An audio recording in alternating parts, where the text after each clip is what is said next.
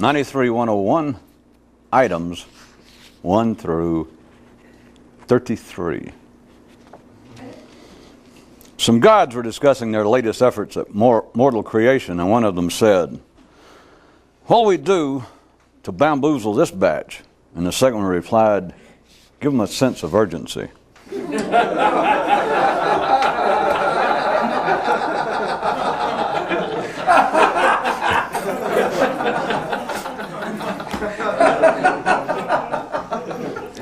That's just a warm-up. At the routine level, it takes no more effort to think than it does to merely survive. One man's determination. For 20 years I have been clever. Now I must move on. If there is a battle forever transpiring, it is between the collective and the individual, between the past and the present, between the silence and too much talk, and between the here and the thinking of here. A man said to his mind, "I don't like what I've become." And his mind replied, "I'm not to blame." And he rejoined, "Still, it's up to you to rectify me."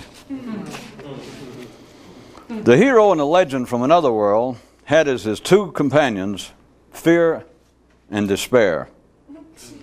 They traveled with him and when necessary fought with him, both as adversaries and as allies. There are two readily observable stages of possible neural activity. The first is thinking. The second is thinking metaphorically. Many people never reach the second, and most of those who do believe that that is the ultimate in mentation. They are wrong. While sitting alone, a man said, "You talk too much," and his mind said, "Don't look at me." And the man just smiled, somewhat sarcastically it seemed. Collective mythology says that a man must go on a grand adventure so as to make a great discovery, while a thinker might first make a discovery and then undertake an adventure. Every day, at off times, one man would privately look himself up and down and say, "It's me. It's all me." What is the thinker's first duty? Same as everyone else's, to survive. For revenge, one man gave his enemy a watch.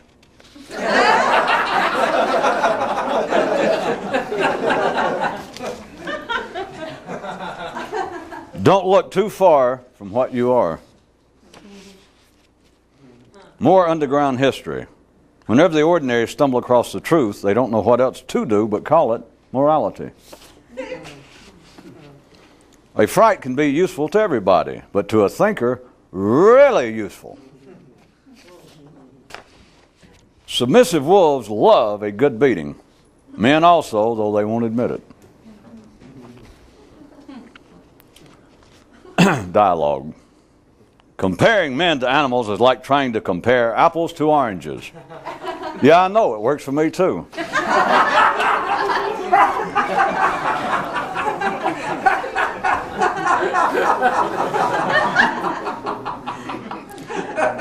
Thinker's question, how long should one be anxious? Next question, how long should one think about it? Those who feel that something must always be said are those in truth who do not know what to say. A thinker can never live the mythology of the collective. One man's mind said to him, "Mere moments from you is much too long." The response to the different behavior of others should be a hearty, positive, "Well, shoot, it must be fun for him or he wouldn't do it."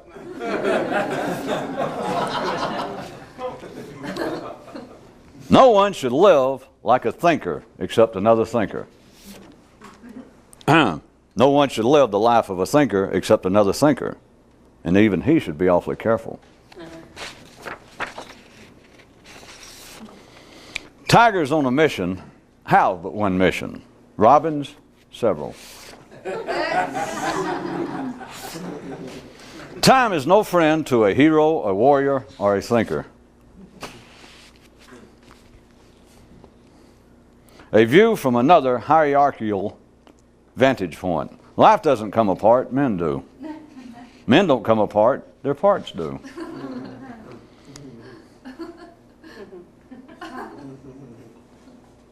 Though beds of dirt, through beds of dirt, our frames become mulch. Before we lie down, let's raise one more toast. One more view.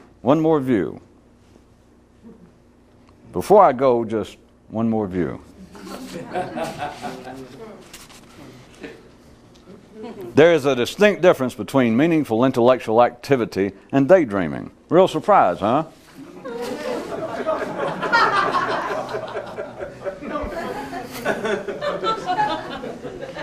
The vanity of sex keeps many mentally close enough to home to remain functionally free of disabling psychological ills. The vanity of sex keeps many sane. One of a thinker's ultimate undertakings is to remove his mind from time. Don't think too far from where you are. It's funny to be in a humorous place that no one thinks is funny.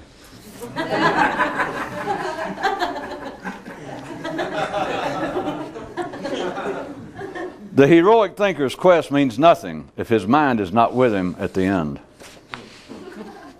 To the ordinary, it sounds so strange, and to a thinker, so natural. Now let's see.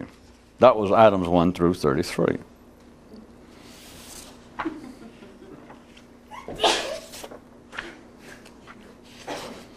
One man's determination. For 20 years I've been clever. Now I must move on.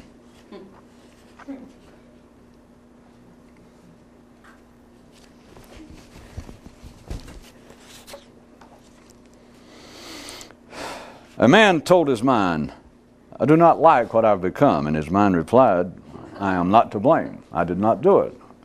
But the man rejoined, still, it's up to you to fix me, to save me.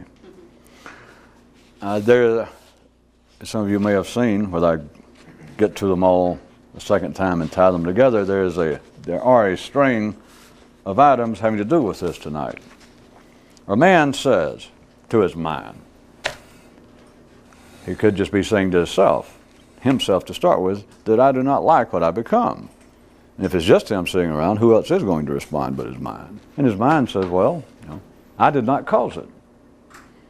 Which already is a conflict with collective intelligence, collective reality, because if we're not talking about a physical, genetic problem of a man being lame or deaf or blind, then, which this obviously is not, then we're talking about psychological problems. And where do psychological problems come from? From, of course, a man's psychological. From his mind. It's the only place they can come. So if a man says, I do not like what I've become, and he is not talking about that he looks down, I do not like what I've become, that I'm crippled or I weigh 742 pounds from overeating. It's not that. He says, I do not like what I've become. And he is speaking in a personality manner. And his mind responded, I am not to blame. I did not do it. Should we flip a coin or take a vote whether we should just stop there and go on for many minutes? That his mind says, I did not do it. Anything at the ordinary reasonable level would tell you that's not true. It must be metaphorical, or the man's mind's lying to him, or what the hell does it mean? That it's got to be. Well, just for the sake of us talking, would you try for a second and consider the possibility his mind spoke to him correctly and said, I didn't do it? What would you be left with? Because you have got to admit, even though you're not accustomed to it, or ordinary minds are not accustomed to hearing a man's mind deny that it had any part of making him what he is, personality-wise. But if you get past that for a second, the sentence, of course, makes sense. That his mind says, I didn't cause it. Now think about it. Life is not wired up, and it's not the fault of psychology. Life is not wired up for people to believe in any way, at least that plainly, to hear that, well, what you are psychologically, your mind did not cause. But consider that it could be true. It could be true. As long as the sentence is sequential and rational, it can be true. I do not like what I've become, and your mind says, well, I didn't cause it. The man still rejoined. He says, well, maybe, but still, it's up to you to cure me, to fix it. What if the first part did have some operational validity? That it would not be untrue, it would not be inoperable. That if you had your own view and realized that your mind did not cause what you seem to be mentally. Even if you could go that far, then it would seem as though the third line of this item is an even lower kick to your private parts. That, all right, let's try the second. All right, his mind says, I didn't cause it. Okay, I'll try that. But then the man says, well, maybe, but still it's up to you to rectify me. Would you not say that something is at least surprising? That if it be true, if the possibility that the man's mind was telling him the truth, that it says, I did not cause what you say you do not like about you. That, well, the man just said, not specifically, he just said he did not like what he had become. And his mind says, I'm not to blame. I did not cause it. And he says, still, even though, still it's up to you. Now that I say it, it's up to you to rectify me. If it was not the mind's fault, where's the justice? Where's the basis? Where's the reality? Where's the meaning? And the man saying, well, that may be. Now, he doesn't really say yes or no. He says, well, still, even though, it's up to you to rectify me. The first part of the sentence, let's let it slide for a second, that it's almost contradictory to the second part of his mind saying, I didn't cause it. How about the third part? I mean, the last part of the third part where it says, well, even though that may be true. In other words, he's telling his own mind that, okay, maybe yes, maybe no, maybe you didn't cause it, okay? But it's still up to you to rectify me. If his mind didn't cause it, how did it turn out that the man says, well, it's still up to you, even if you didn't, it's up to you to cure me? Now, I'm not speaking on the basis of justice or some fairness in the job market. I'm not saying that, well, it's just that the mind, if it were true that the mind didn't cause you to be what you are, then it's not its job to redo you. Not that it's not fair. How about the basis that if it didn't cause it, how can it cure it? Not that it doesn't want to, or not that it's unfair that the mind says, well, I didn't make you what you are, I'm not to blame. And the guy says, well, all right, maybe so, but it's still up to you to cure this. It's not that the mind goes, well, hey, give me a break. I didn't cause it, so don't ask me to cure it. No, go past that. I'm asking operationally. Just think about it as not unfairness in the workplace, in the neural system, the nervous system of man, not unfairness, but how about a lack of job competency? Yeah. That if the mind didn't cause you to be like that, how in the world is it going to cure it? I mean, if you moved down a new house and the plumbing, you turn on the hot water and it turns out toast. No, the plumbing is just ruined, and you tell yourself, fix the plumbing, and you say, I'm not a plumber. And you say, well, that may be, but still fix it. I should have stayed. I think you had already. It's not that it couldn't. I mean, it's not that it's the injustice of it, but the question would be, or it should strike you, if the mind was telling the man the truth, that I did not cause what you say you don't like what you become. I didn't cause it. Believe it or not, I did not cause it. The man goes, well, maybe.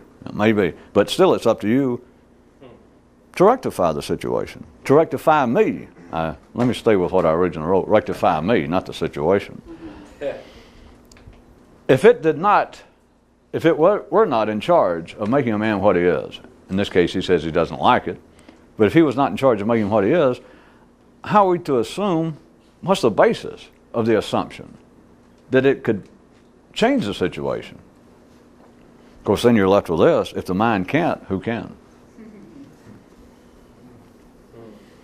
Even if you start dancing between the cats and the robins, between the tigers and the robins, and you start playing around with a man's physical life and say, well, I don't like sort of what I've become physically. I've become soft and overweight from sitting down too long watching TV.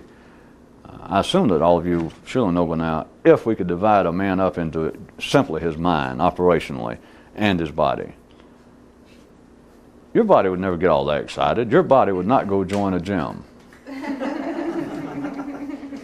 I mean, your eyes are part of your body, it's part of your senses, but your eyes can look down and go, well, of course they don't talk, but your eyes can look down, and let's assume that your eyes are that intelligent. I think most people's are. To look down and be aware of the fact that what I'm looking at, my stomach, is not the stomach that I used to look down and see 10 years ago. And yet it's my stomach. In other words, I'm overweight. The body, if we could, for the sake of trying to get you to look in a certain way, to divide it up into the mind and the body, even though the body could look down and know I'm overweight, I'm out of shape, were it not for the mind, except for some extreme, we won't go into it, you would still, well, an animal would still look after itself a little bit. But let's talk about men. Animals don't get overweight, if you notice, unless they hang around people too long. You've never seen a fat hippo. They're just big, but they don't get fat unless you can domesticate one and bring it in the house. And I guarantee you, if you were an astute hippo master, if you loved your hippo, it wouldn't take you long. I'd say a couple of years, and you'd realize, Clyde or Fred or whatever his name was, is getting fat, and you'd have to, try to get a zoo or somebody to come up with some kind of light snack or light hippo food. Back to the point. Not that a person still would not look after their best interest, but just being overweight. What I want you to see, it would take the participation of a man's mind to actually get up and go into some regimen of trying to lose weight. It simply would. And I assume I don't have to turn that into a sermon. If you have any doubt, I've tried to put it another way. It's right before your eyes. The more you would think that a person is living a physical life, the less likely they are to be involved with some sort of non-survival physical activity. Go out at your local running track, go out at wherever people run, and stop if you must, but you should hear the validity of what I'm saying, and ask people to have a clipboard and say, I'd like to know your occupation. You're not going to find any bricklayers, you're not going to find any carpenters, you're probably not going to find many people short of a college education. Do you understand? The more physical the people are, the less they're going to be involved in physical activity that is not absolutely necessary.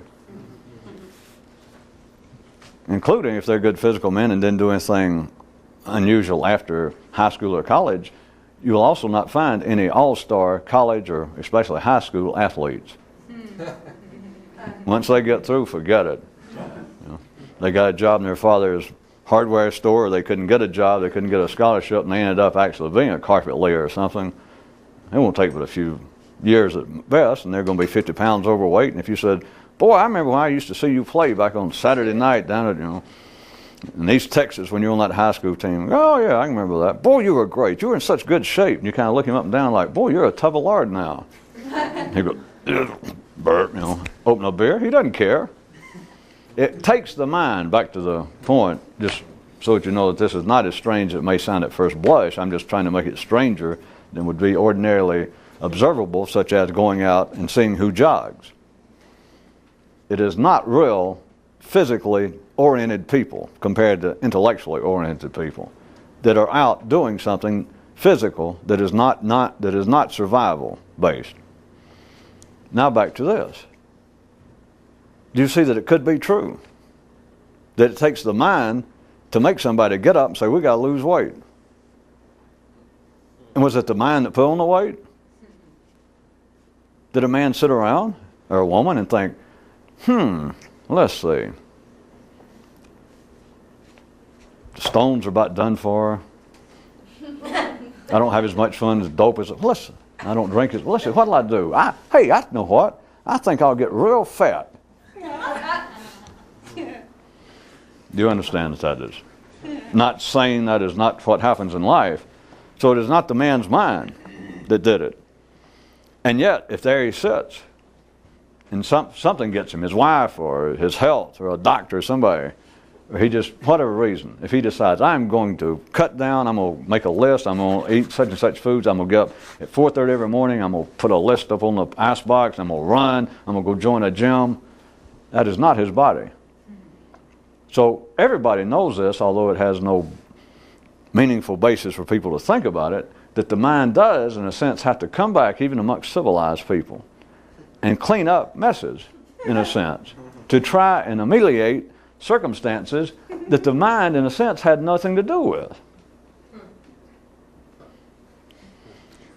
Ordinary views could probably accept what I just said, but when you get into this one more specifically, that a man says, I do not like what I become, and I point out we were not talking about overweight and physical activity, that we're talking about personality stuff. The first thing that should strike an ordinary person is that can't be true.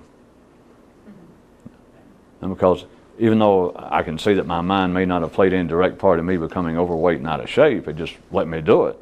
It just didn't really participate. But insofar as what I am personality-wise, that's all a man is. Or at least that's the focal point of his personality, is his mind. And how can a man's mind say, wait a minute, the man says, I don't like what I become. And his mind says, I'm not to blame. He said, no sarcasm. The mind just says, I'm not to blame. And the man says, well, that may be, but it's still up to you to rectify me. Well, as I said, there were more. Let's see if we can.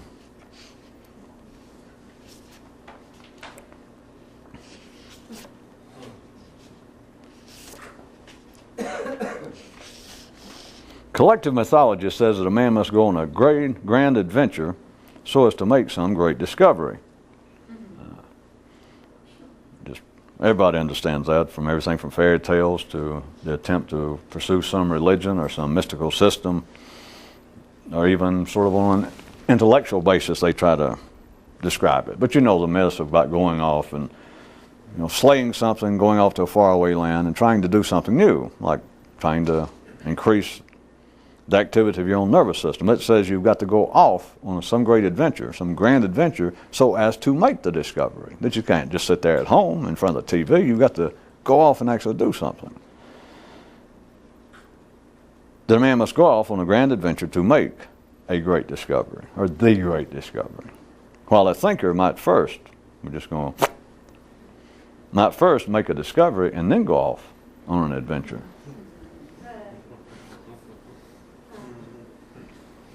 Well, think about it. See, if you do it the way that collective mythology says, if you do it the way collective wisdom says, you run the possibility of never getting through the quest, the adventure.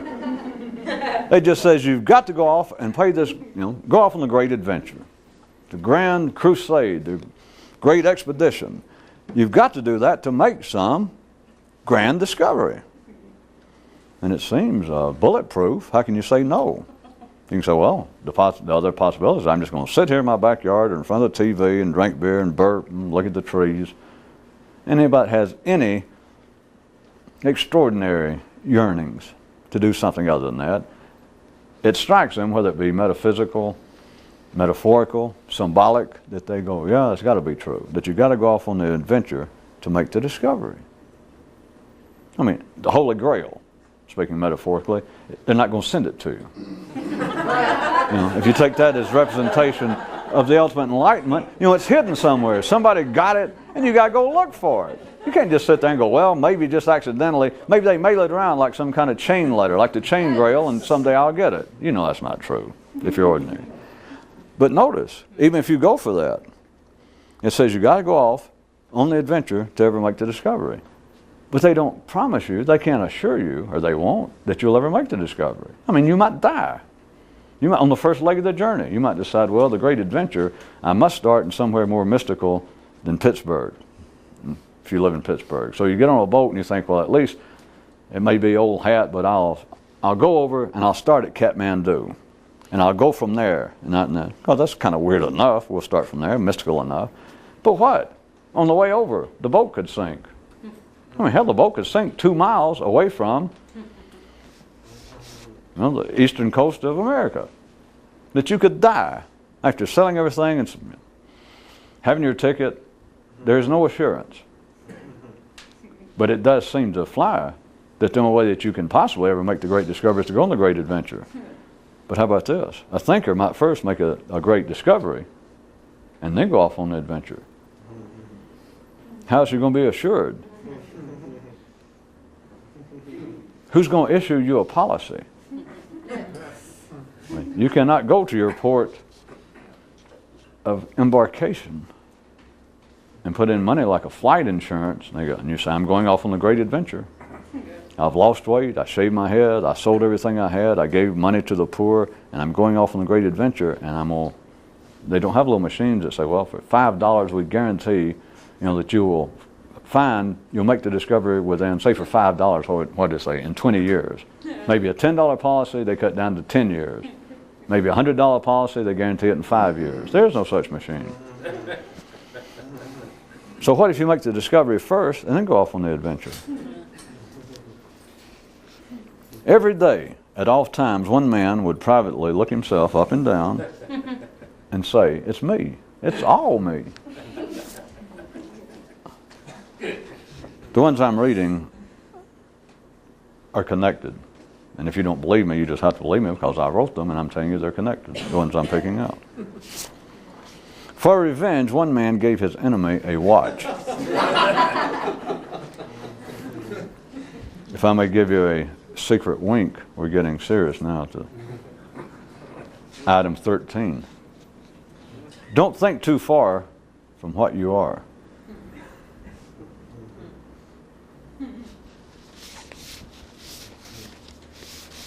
Let's jump out of sequence, which is probably safer than jumping out of a plane.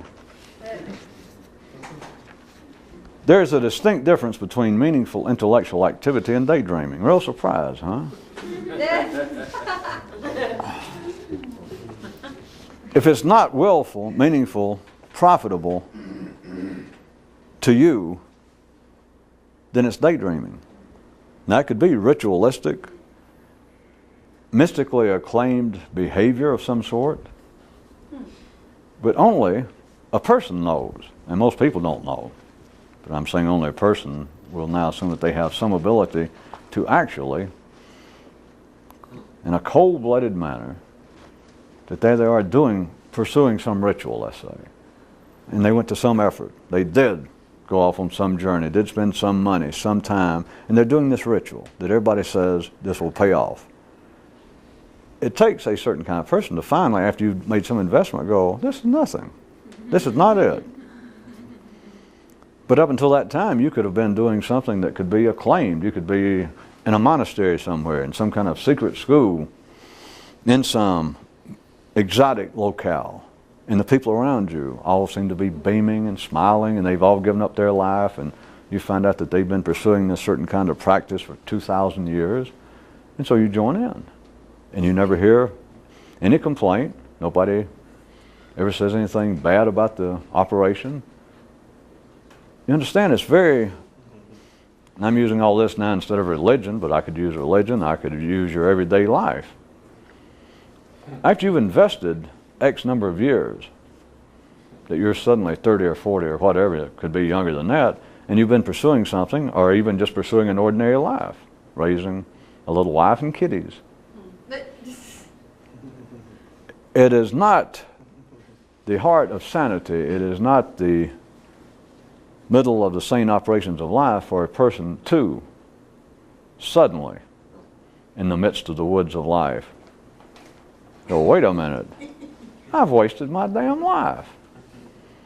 Now, I know people say that they have those feelings, and sometimes they will go so far as to write a short story.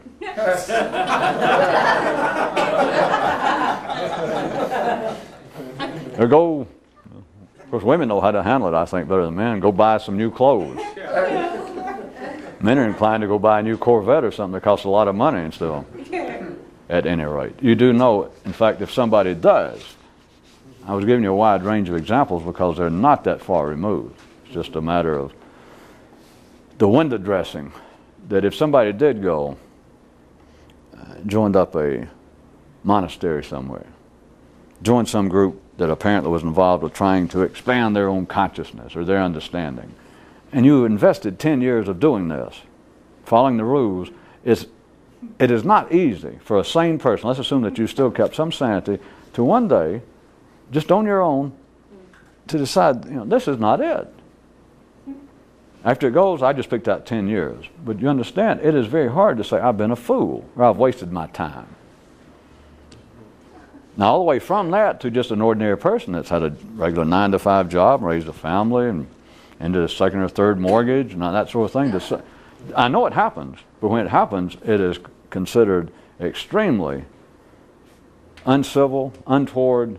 They are societal anomalies for a man or a woman, two in the midst of life, at the age of 40, to suddenly go, "What the hell with this?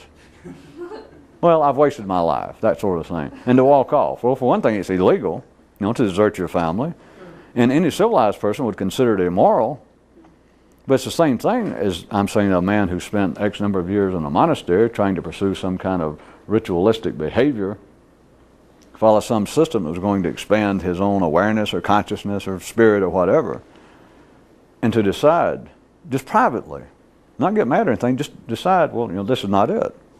I spent 10 years doing this, and why didn't I realize it before? It is not giving me personally the profit. It's not giving me what I wanted. That is the same thing, except it is not that, does not appear to be that much of a uncivilized, unsocial behavior for the man to walk away. But it's the same thing as somebody in ordinary life to say, I've wasted my life.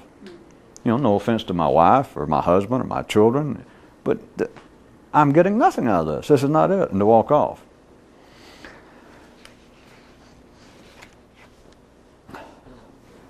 People describe daydreams in all sorts of ways, I know. I didn't look in a dictionary, but we can all just, ordinarily if somebody says daydreams, what they mean is just, you're kind of staring off. And your mind just wandering, maybe you're sleepy and you had too much to drink, or you're just tired, or you're just bored and you sit there and your mind wander off. And that's what people call daydreaming.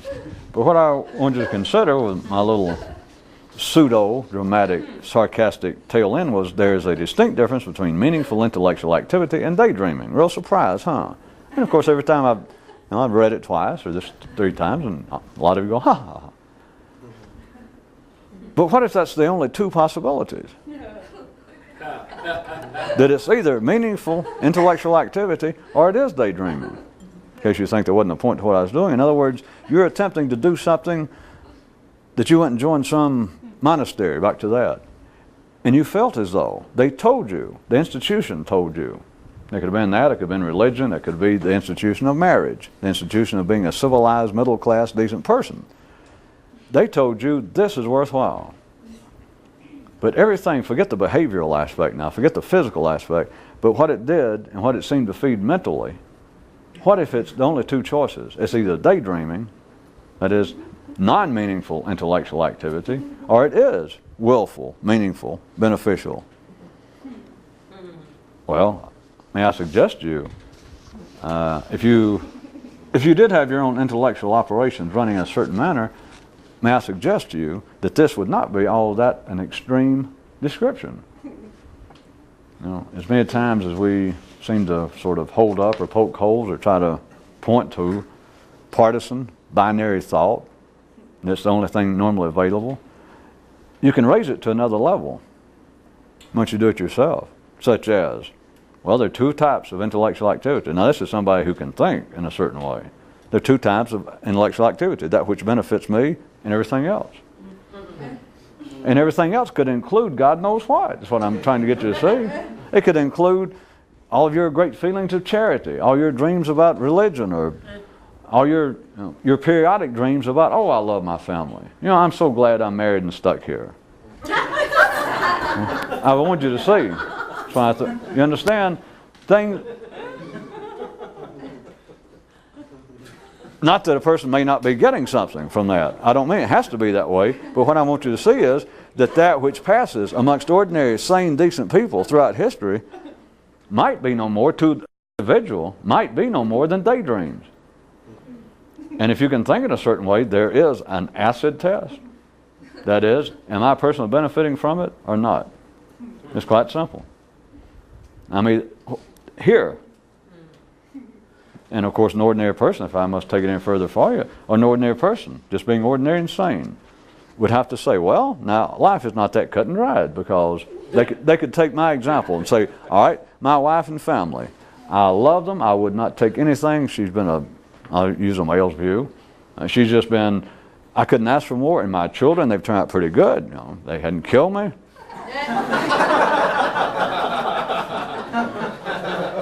But the person would say, they'd say, but life is not as cut and dried as that, because what I'm talking for this other person now. They could say to me, but what you just said sometimes is true. I have thought. I've had the feeling like, boy, I'd just like to dump all this and move down to South America. I'd like to go off on some kind of great adventure myself. But I can't. And so I don't ever say anything, and it's no offense. That doesn't mean I love my wife or family any less. It's but I thought that. And they don't realize what it is. They're not supposed to. I don't mean it has any great meaning. Life goes on anyway.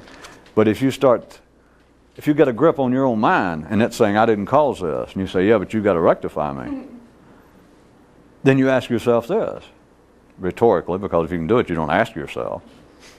But it's, well, all right, I shouldn't say that. Maybe you can. Maybe you should ask yourself. People do not want to. And if people try sometimes accidentally, they cannot come up with an answer, so they forget it. But it is such as, is my life, not just physically now, because physically all of you are leading a decent life. None of you are starving to death, laying in the street, well, homeless. So forget the physical side. You're doing all right, whatever it is you're doing. But it's up here you think, all right, the life I'm living, the people I'm with, my job, is this meaningful to me? Here. And forget any kind of descriptions. In fact, I didn't include it tonight, but as long as I'm here, could I ask you, we've talked about being civilized, being ordinary, what would be, perhaps, is this not, let me submit it to you, but is this not about the supreme, the ultimate, the paramount example of being civilized, is that you go and consult with someone else, pay them, consult with someone else to tell you whether you're living a happy life. Extract all sarcasm. That is now a sign of extreme intelligence. That you actually go and you pay somebody to administer tests to you. Several days, batteries of tests, and they question you to tell you such things. That supposedly when it's over, that they will tell you, is the job that you're doing, that you've been doing for the last 20 years, is it actually making you happy? Think about it. Now, if it's physical, see, everyone would laugh. If you say, well, boy, isn't this stupidity? That you go and you pay a doctor, you go into the doctor, and every night you take a nail and you've been driving it in your foot, and you go to the doctor and you go, what do you think of this? You think I should be doing this? Is it? Well, I just tried to make up a silly example. You would say, well, that's a silly example. But consider, all human institutions, all of the mouthpieces that life provides in ordinary life, such as religion and that psychology, vocational training, marriage counseling, I'm not exaggerating, and of course, I don't mean it sarcastically in some simple sense, but now, to be civilized, you will go and pay somebody to counsel you. And they'll ask you many questions. They'll sit there and they have their pad and they go on for days asking you, and let's say it's about your job, that there are people now that's their specialty.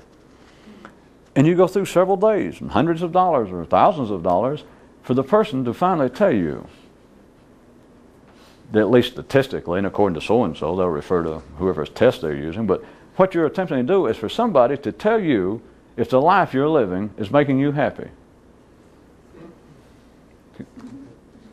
Don't we all want to pause a second? I thought, is it getting to the point that sometimes you guys don't want to laugh because some of you just got through doing that or you thought about it?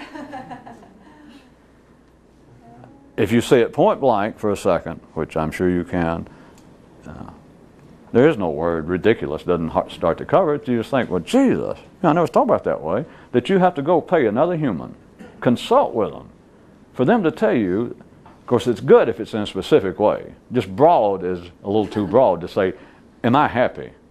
You know, they'd have to say, well, now you got to be more specific. So a job counselor, a psychologist that specializes in that, or a marriage counselor. You go to a marriage counselor, and let's assume that he's got some background. I guess they all do in psychology, if not a degree. And he has tests, he has questions, and you say, well, now you go through this thing. I've been married, or I've been living with this woman or this man for 2 years, and they say, well, what do you think? And you start talking about habits and what they do and your taste in music and how you get along sexually. And it seems to be very specific. But the whole point is you're asking another human, just a stranger, a guy with stuff on the walls and that gets money. You want him to tell you when it's over if you're happy. Like I said, that's too broad, and they would deny it. They want what they would say is, well, you want to know if this relationship is making you happy. What you want to know is if your job is making you happy. And there are people, it has to do now with locales. There are people you can go to, offshoots, that they will tell you, and you say, well, I've been living here in Detroit now for 15 years. But sometimes I feel like I just want to leave. And they will consult with you, and they ask you questions about what you like about, do you like the restaurants here? Do you like the symphony? Do they have you understand? In a sense, ridiculous is just the first word that comes to mind. You think, I'll go pay another human to tell me if I'm living a life that makes me happy. But it's not ridiculous. People do it. And I was saying, my rhetorical question is that not the extreme, supreme, paramount example of being civilized? Except you think, well, it is ridiculous. But is it? If everything in civilized life is either, and we're talking about, remember, intellectually. So you don't go to remember all this, you didn't go to the job counselor or the psychologist who specializes in doing vocational counseling. You didn't go to say that you didn't like the job because it makes your back hurt. You have to work on the assembly line. We're not talking about that, you understand. It's vague, it's civilized, it's intellectual, it's perceptual, it's psychological. I mean, he might ask you that immediately. He might say, well, now, you say I specialize in job counseling. And you go, yeah, that's what I want. And he goes, now, you understand, I am not an MD. Now, if you got back problems or something, go see a chiropractor. If you're getting some kind of, whatever they call them, ergonomical problems from your job, I don't specialize in that. And you go, well, I know that. So you understand, we're not talking about physical. What you're asking is, I don't seem to be satisfied in life, and I want you to tell me, am I correct? Maybe I'm satisfied and don't know it. Maybe I'm happy and don't know it. Which is ridiculous, except for this. It's not ridiculous. If it's either all daydreams are meaningful, and the ordinary people do not know the difference, and they don't even know that there is such a distinction, then you understand the item about there's a distinct difference between meaningful intellectual activity and daydreaming. Real surprise, huh? Yeah, it is. To an ordinary person. I mean, it's such a surprise if you told them, they'd go, what the hell is that? Especially if you said, well, it was free. Yeah, well, they'd go, yeah, I'm worth every cent of it. They'd say, well, no thanks. I don't need some guy on cable TV telling me there's a distinct difference. If I want that kind of vocational counseling about my life or my social life, my family life, I'll go to a professional. I don't have to put up with this kind of stuff. Exactly. That's why it's not ridiculous that you go pay someone else.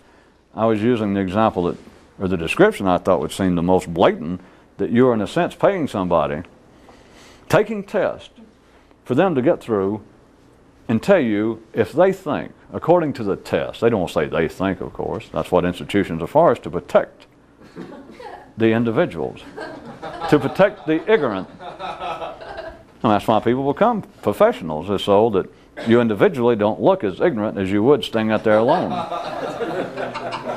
Somebody wants your legal advice, and you know about as much as a tire changer does, but suddenly you lock arms with the Alabama Bar Association, or you become a member of a firm with like 10 guys, and your name's stuck down at the bottom or in the middle. It's like you can stand there. I don't have to know anything. I'm a professional. I have a degree, I have a license to practice whatever it is I practice. They would not take this description, if you remember where we were. They would say, I went to get some specific knowledge about whether I wanted to test to see am I happy? Am I doing the right thing? But what they're asking without knowing it, is my life, assuming they're unhappy or they wouldn't go for counseling, right? They're a little disturbed in some way, a little uncertain. If they understood that it's either meaningful intellectual activity or daydreams, then who you going to counsel with? What else is there to know? Does what I'm doing make me happy? No. Yeah. Yes, but I could be wrong. I didn't know if I'd come up with a more ridiculous example than what I said, that you go and pay someone else to tell you whether you're happy. A lot of you seem to like that. You didn't like the one, did you just miss that? What if a man says, all right, you're right, that is ridiculous. I will save my time and money. I don't need to go ask somebody. That is ridiculous. I'll just ask myself. Is what I'm doing in life make me happy? Yeah. Gee.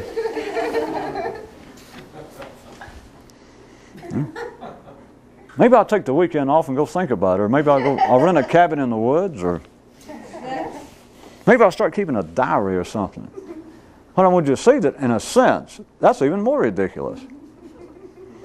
Now back to where I stopped on this one, or item 13. Don't think too far from what you are. If it's not profitable, it's daydreams. And a man can think so far from what he is, from what you is, because you is something. You were originally a wild beast. You were originally a bunch of cats. You were originally a whole bundle of hormones. And they put a diaper on you. As soon as you showed signs of being a healthy grizzly bear and your family knew they weren't wasting your money, they bought you a tuxedo or an evening gown. According to which way you seem to be leaning. But it is possible to think too far from what you are. Would you like for me to, I can do it from memory, back up a few. A man said to himself, I have been clever for 20 years. Now it's time to move on. You can be clever. You can be, and I say clever in the full sense, you could be clever even feeling as though that you are, at least privately to yourself, a reasonable or a reasonably insightful observer. Maybe you don't say critic anymore, you think I've kicked it around, but an observer. A critic, maybe spelled with a Q, how about that? Maybe in light italics, but you know, a social critic, an observer of life. That's being clever. You can be clever publicly, you can be clever privately. Can I bring back in the other one? A man said, I don't like what I've become. His mind says, well, don't blame me, it's not my fault. I'm not the cause. He said, maybe, but it's up to you to rectify me.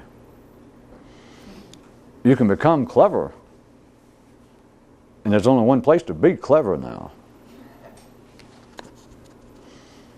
And we're not talking about the dexterity of one's motor skills. A man can be a clever card player. Well, a clever pool player.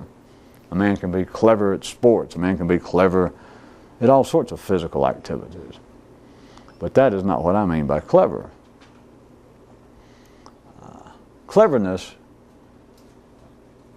at a certain point, becomes almost an obstacle to plain talk and point blank thought. And you can be so clever as to be the living nemesis of this that says, don't think too far from what you are.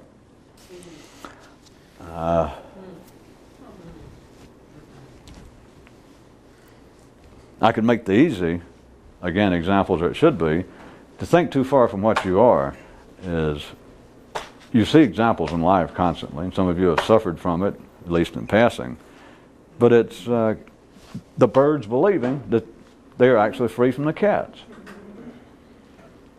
Well, it is just an ordinary run-of-the-mill, genetic, ordinary guy getting all dressed up, The old story, the bucolic lad going to the city and apparently making an ass of himself. Finds a book by Miss Manners, reads one or two books, several condensed golden comic book classics, Goethe and Kant, two or three people. But you know what it is? In other words, it's so pretentious that everyone sees through it. That's the Bible, the Upanishads, Grimm's fairy tales, Green Acres, Beverly Hillbillies, Shakespeare. It's somebody that the audience is supposed to feel sort of sorry for and see through. That this one character, his whole life is kind of a stage aside, that as you see that you're in on the joke, that he's trying to act like somebody, saying things like, cocktail parties, saying Fox Pass, where everybody else believes it should be faux pas. Because I think I'm winning them over finally. But anyway, that, and it gets into psychological, I'm sure now, clinical descriptions, definitions, diagnoses. But it is this side of apparent actual psychological ills. This is the nature of being civilized, a grizzly bear in a tuxedo. But imagine that the grizzly bear begins to think that he is Fred Astaire. Or that he is Niels Bohr's receiving his Nobel Prize. Or that he is Toscanini revisited and he's ready to conduct. It is possible. It is not any sort of civilized warning, although if we get back into this, maybe some of you already see it when I was bringing out all these stories from religious literature, jokes, humorous tales, folk tales about the bucolic lad coming to the city and being so transparently pretentious that everyone just laughs at him and he doesn't know it. Forget all that. But the reason that they are so widespread and the reason that they have such a popularity about them is the fact that that is being civilized. But within certain kinds of common restraints, whatever is considered to be collective reality, is you don't get too far of being ridiculous.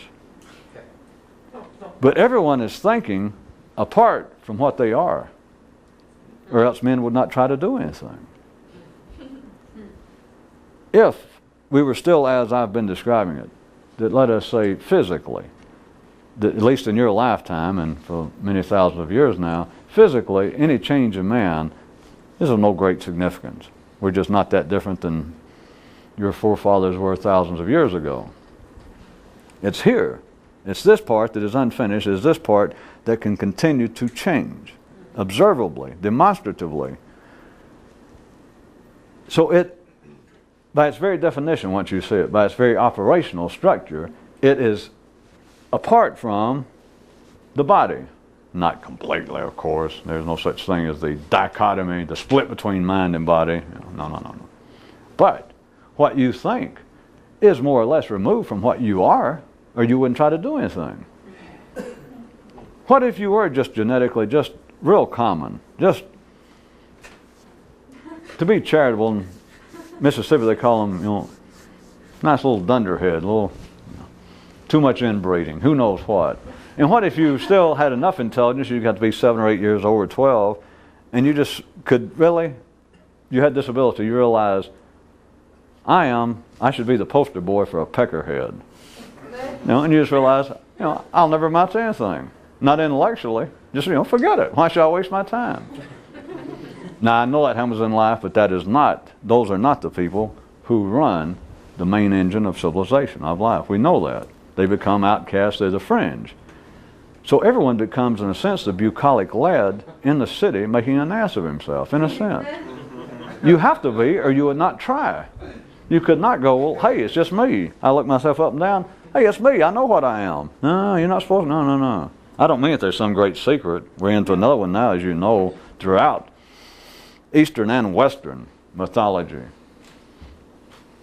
and philosophy is the whole idea that, we should know ourselves. That would be the great adventure. May may I say, the way they put it, the Socratic idea and all that, about know thyself is the ultimate discovery.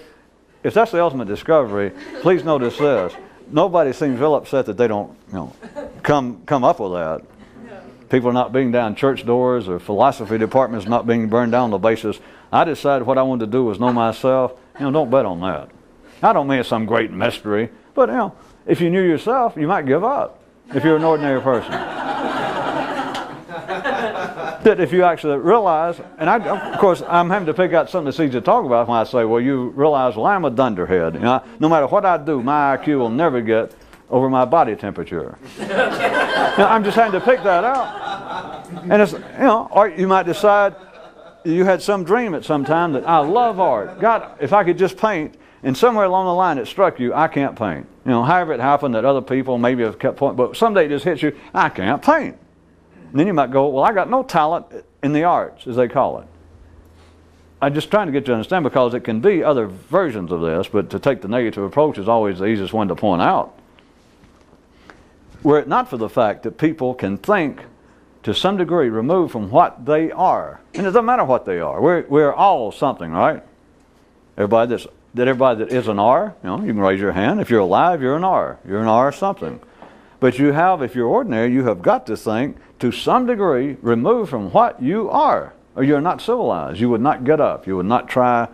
You would revert to being a beast. You might live out your days, but you'd end up in the woods or in a care home. No, you would not be civilized.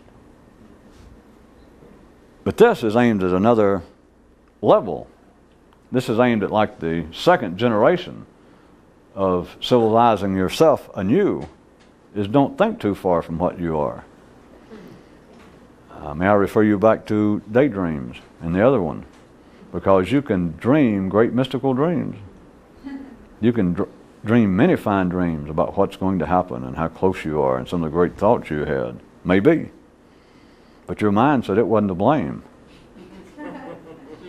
Yeah, but you got to cure it. You got to fix it. Maybe. But then it says don't think too far from what we are.